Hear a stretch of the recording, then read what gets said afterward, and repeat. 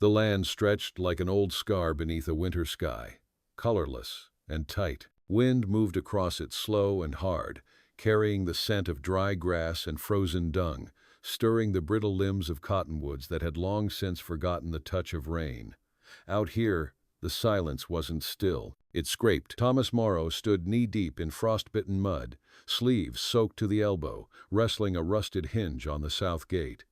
One horse had gotten out already. He'd spent the last hour trailing its tracks past the creek, down through the ravine where the frost stayed longer. When he'd finally brought her back, limping, ribs like bow slats, he hadn't cursed. He hadn't spoken at all. His breath came in steam, ragged, and his eyes held the same dull, unyielding color as the frozen ground. Inside the barn, the last of the hay leaned like a dying man, and the cows lowing had turned from hunger to protest. The well had frozen last week. He'd been chipping ice out of the troughs with a pickaxe borrowed from the widow Raleigh, whose own ranch had folded in November. Most days now, he drank coffee black and boiling, just to stay warm, chewing jerky until his jaw ached. He'd lost weight. Sleep. No one came out this far without reason, and no one had reason to come to Morrow's ranch. But a letter had come ink-smudged, paper creased as if it had made the journey more than once. There'd been no return address, just a number scribbled in shaky hand and a name, Clara, from St. Louis. The price of the arrangement had been $1. $1 and a promise he hadn't known he was still capable of making. She arrived on the last northbound stage, wrapped in wool that was too fine for the dust and cold, carrying a satchel too small for anything but regret. No smile, no words. Her eyes didn't search for him. They measured him. A tall man, stooped, beard gone silver early. His boots were split at the toe, his gloves fingerless. She nodded once, and he tipped his hat. That was the whole of it. He hadn't expected her to be pretty, and she wasn't, not exactly. But there was a steadiness in her that didn't match the way her hands trembled when she stepped down from the coach, like someone standing on a dock waiting for a boat they knew wouldn't come. Back at the ranch, he'd shown her the room. It had been his mother's. She set her bag down without removing her coat and stood looking at the bed for a long time. He said, "You can change out of them city things when you're ready." She nodded again. He made stew that night from beans and tinned meat. She ate it without speaking, without salt, without complaint. The only sound between them was the pop of the fire and the wind scratching at the shutters like a stray wanting in. In the morning, she was up before him. Fire lit, water boiling. She had cut her hair to shoulder length with a pocket knife he kept in the drawer. Said it kept getting in the way. She took to work like someone learning a new religion, quiet, cautious, but serious. He watched her try to lift the feed sacks, watched her curse under her breath when the goats kicked the milk pail, watched her sleeves stiffen with cold before midday. She never asked for help. He offered only once. "You'll wear yourself out," he said. "I already was," she said, not looking up. At night, she read from a Bible she carried in her satchel. It was the only thing in it besides 2 handkerchiefs and a small tin of sewing needles. He heard her whisper sometimes words not meant for him, maybe not even for God, just words she had to let out before they cracked her ribs from the inside. Snow came in the second week. Heavy, wet flakes that coated everything, blurred the edges of the fences and softened the cruel lines of the land. The ranch looked less dead under snow, like a corpse under linen. Thomas found her one morning in the barn, sitting beside the sick calf, hand on its flank, humming. She didn't know he was there. The tune was low, soft, nothing like a lullaby, more like a memory. The calf's breathing slowed. Her hand didn't move. That was when something in him shifted. Not much.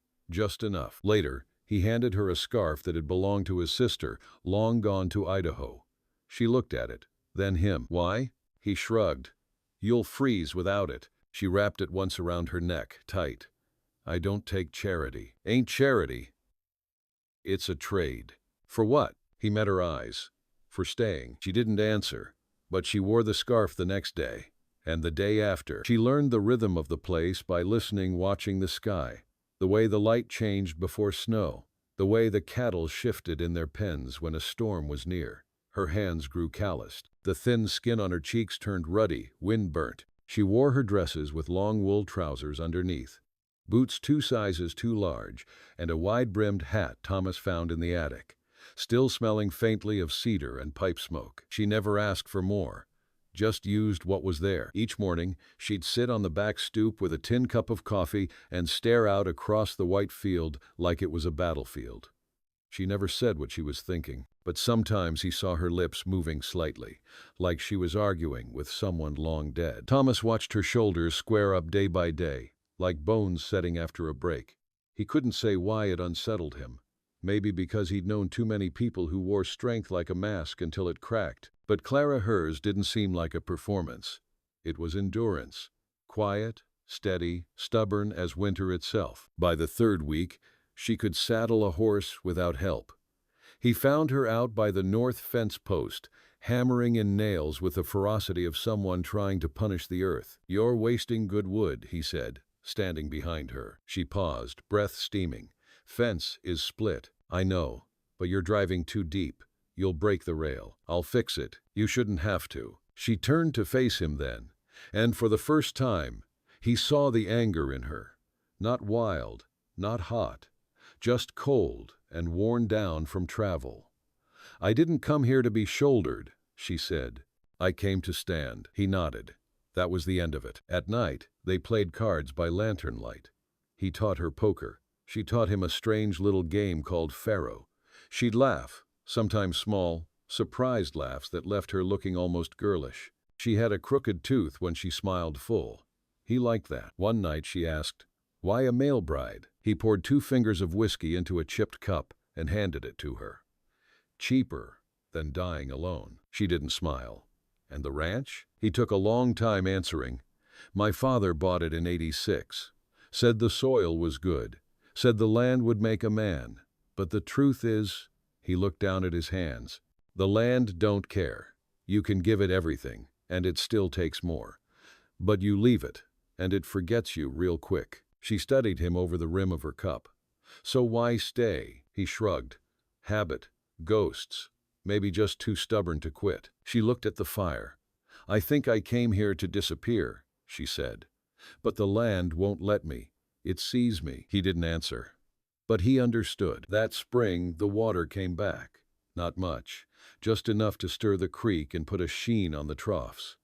They began planting again just potatoes and onions, things that could survive. She worked beside him, silent most days, humming when she thought he wasn't listening. Then came the lawyer. He showed up in a wagon, all polished boots and slick smile, claiming the bank still held a lien on the North Acres.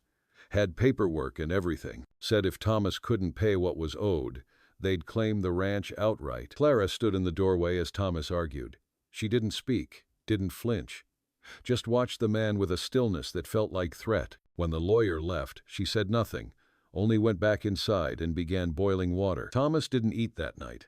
Saturday by the stove with his jaw clenched, fingers white around his whiskey glass. She stood beside him after a while, laid a hand on his shoulder. Light, but not soft. "I won't let them take it," she said. He looked up. "It's not your fight." "It is now." He didn't say anything else, but for the first time in weeks, he let himself hope. The wind shifted in early May, carrying with it the sharp, coppery scent of thawed earth and old rust. Ice cracked and melted from the eaves like bones finally breaking apart. The land, though still sallow and lean, had begun to breathe again. Clara took stock. She tallied the feed stores, bartered with a traveling tinker for seed, patched the chicken coop roof herself. She'd begun keeping notes in a small leather-bound book, neat, square handwriting, columns and lists. Thomas watched her with a quiet admiration he couldn't name. She'd started to fit into the house, too. Her coat now hung beside his on the peg by the door. She left pins on the table, hair in the comb, warm bread on the windowsill some mornings when she had the flour to spare. The rooms no longer echoed. They didn't talk about the lawyer. Not at first. He was a looming presence, a shadow sitting at the table even when no one spoke his name. The bank was pressing, and Thomas knew what they were owed. The debt was old, like a sickness that never quite cleared. He had paid interest with livestock, worked winters breaking horses for the Braddock brothers just to keep the title from slipping. But now it was slipping anyway. Then Clara came to him with a ledger. She laid it flat on the table between them, hands smudged with ink and dirt. "I wrote to my cousin in St. Louis," she said. "He's a merchant. deals in trade routes and grain futures. I told him what we're sitting on here: 10 acres of tillable land, a creek, 24 heads of cattle, and an iron vein west of the ridge. Thomas blinked. Iron? There's red ore in the rock. I saw it while fixing the fence. His jaw tightened. Even if there is, we've no tools, no crew. We don't need to mine it. Just prove it's there. Let it be collateral. He stared at her. She didn't flinch. I didn't buy you, he said finally. Not to be a business partner. She smiled, slow and sharp. Then it's a good thing I wasn't for sale. She set the papers down. I can write letters. I know numbers. And I know how to fight for things that don't want to be saved. Let me try. And he did. Together they mapped the land. Clara wrote letters to investors, merchants, even local politicians. She rode into town 3 times in a week, boots muddy, skirt tied up at the knees, speaking plain and clear to men who looked at her like she'd stepped from a painting they didn't quite trust. But she didn't blink. She didn't break. At night, Thomas read over her notes, brow furrowed in thought. Once he caught her asleep at the table, fingers stained with ink, her cheek resting against the ledger. He lifted her gently, carried her to the bed she hadn't been using much lately. Hers was cold and untouched these days. They didn't talk about that either. They didn't need to. One night, after the fire had burned low and the outside world felt far away, Clara sat beside him and asked, "Why didn't you marry?" He didn't answer right away. The silence filled with the creak of old wood and the crackle of burning pine. "I was engaged once," he said. "She left before the war ended. Letters stopped coming. I figured she found someone who came home with more than bones and ghosts." Clara looked at him, but not with pity. "And you?" he asked. She hesitated. "I was kept by a man with hands like stone. When he drank, he carved bruises into me like initials on a tree.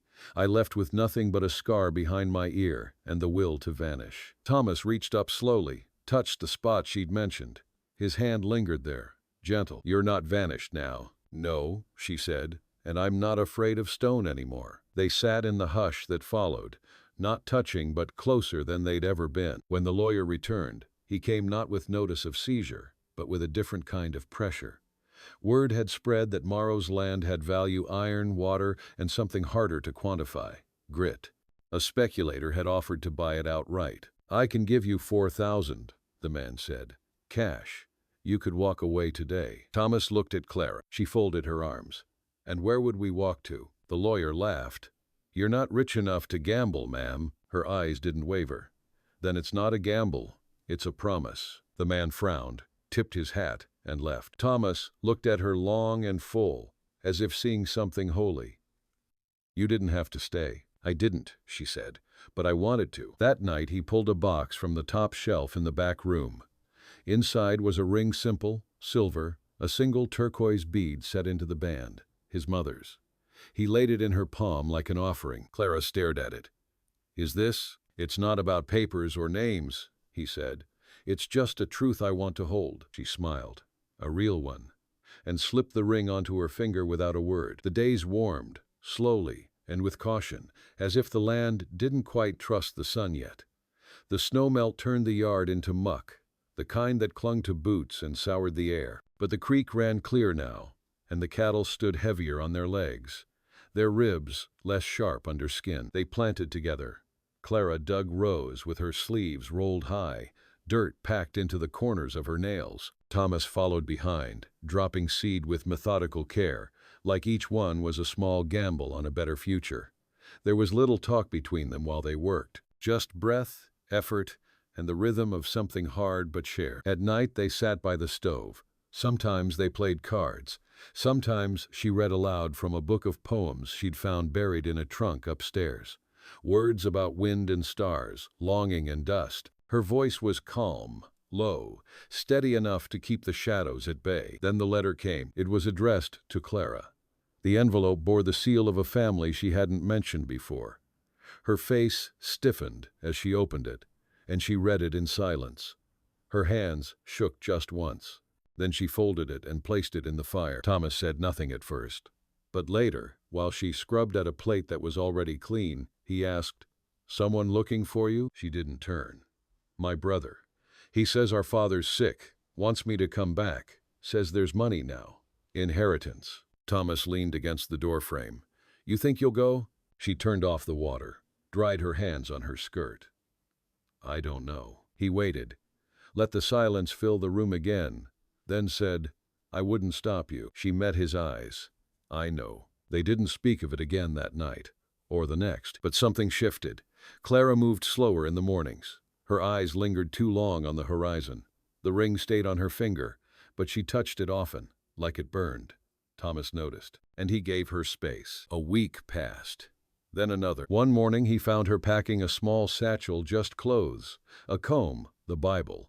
She didn't look up when he stepped into the room. I'll be gone no more than 2 weeks, she said. He nodded, though his hands had balled into fists at his sides. You don't owe me an explanation. Her voice was softer then, but I want to give one. He waited. My father. He's a cruel man, Thomas. Always has been. But he's still my blood. And my brother says the land might be left to me if I come back. He nodded again, jaw tight. You do what you need. She turned to face him. This place, your ranch, it's the only home I've ever felt like I had a say in.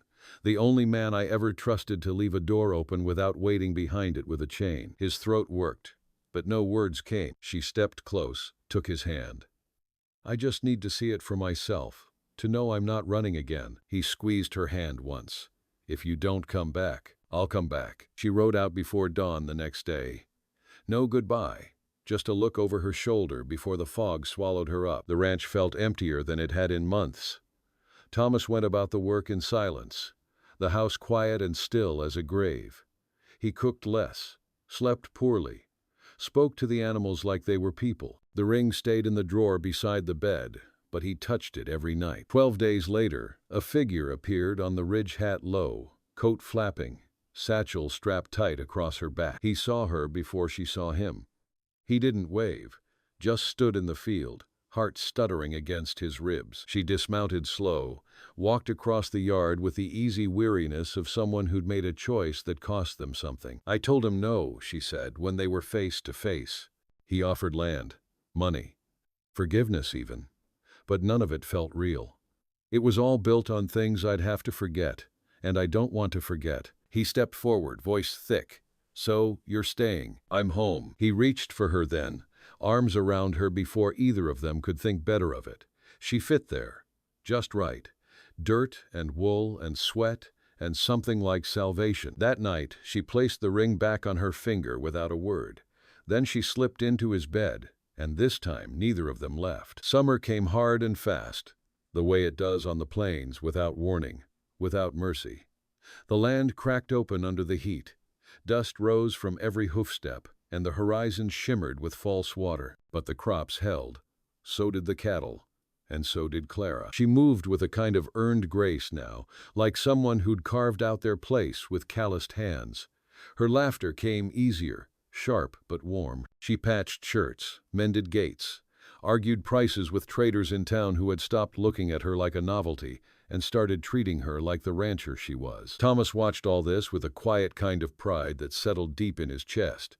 He didn't say much, never had, but she caught him staring sometimes at the way her braid swung over her shoulder when she worked, or the smear of dirt across her cheek she always forgot to wipe off. She didn't mind. She liked being seen without being owned. They worked side by side, sunup to sundown. She took to managing the books, writing letters to sell their yield ahead of time, even convincing the widow Raleigh to trade 3 barrels of apples for a share in the ranch's fall harvest. Thomas handled the stock, oversaw the fence lines, broke in a new colt that damn near killed him before finally learning his pace. Sometimes they fought over small things, petty things, whether to slaughter the red heifer or let it breed, whether the barn needed new shingles or just more nails, the kind of fights that came from building something real. Neither one of them had ever known how to love quietly, but the fights passed, and the ground between them always held. One evening in July, they sat on the porch, watching the storm roll in. The sky was split with veins of lightning, the wind full of grit and promise. Clara leaned against him, her body warm from the day's heat. I want to build something here, she said. You already have, he said. She shook her head. I mean more. I mean walls. A new room. A kitchen that doesn't smell like horses when it rains. A place for children, maybe. One day. He looked at her, searching her face like it was a new map. You thinking of names already? She smiled, crooked and real. I like Samuel, for a boy, or Ruth, for a girl. Something strong. Ruth Morrow, he said aloud, testing it. Sounds like someone you don't want to cross. That's the idea. He reached for her hand, held it loose, but steady. The scar behind her ear caught the fading light. He kissed it without speaking. Later, when the storm broke over the roof and the rain hammered the tin like fists, they lay together in the dark, limbs tangled, breath matched. The next morning, he found her out in the field, barefoot, toes sunk into the wet earth. She was humming again, soft and tuneless, the way she did when she felt safe. He didn't call out, just watched her from the porch. A man could grow a whole life from a sight like that, and he would, because she hadn't just saved the ranch, she'd saved him.